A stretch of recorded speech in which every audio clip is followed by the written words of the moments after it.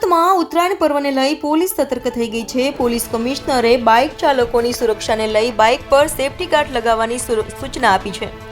ત્યારે Y junction પર police અને તેમની ટીમે બાઇક લઈને પસાર થતા ચાલકોની બાઇક પર સેફટી ગાર્ડ લગાવી નેક બેલ્ટ પહેરવા સૂચના આપી હતી।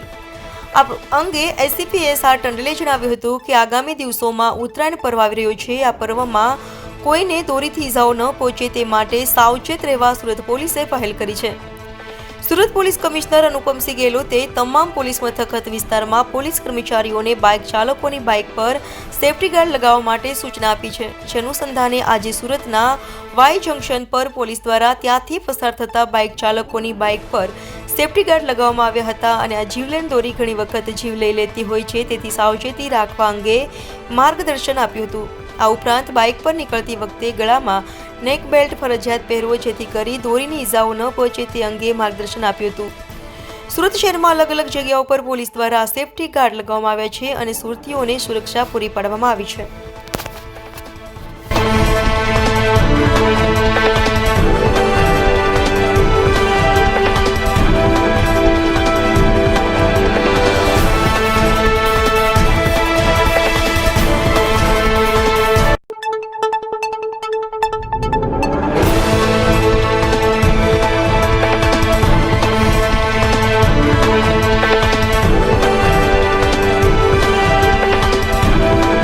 સુરત શહેરના પોલીસ કમિશનર શ્રી અનુપમસિંહ ગેહલોત સાહેબનાઓએ ખાસ સૂચના કરેલી કે આગામી દિવસોમાં ઉત્તરાયણનો તહેવાર આવી રહેલો છે અને ઘણી વખત બાઇક ચાલકોને દોરીથી નુકસાન થાય છે અથવા તો ઇન્જરી થાય છે, ગળા કપાવવાની પણ ઘટના બને છે।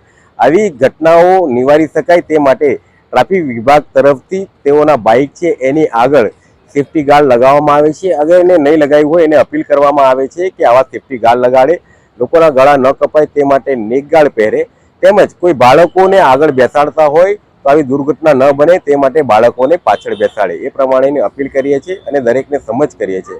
આ પ્રમાણેની કાર્યવાહી અમે છેક ઉત્તરાયણ સુધી આ પ્રમાણે મુહિમ અલગ અલગ પોઈન્ટ પર ચલાવી રહ્યા છે। હાલ વાય જંકશન ખાતે તેમજ ગાંધીકુટર ખાતે આ પ્રમાણેનું કાર્યવાહી ચાલુ છે।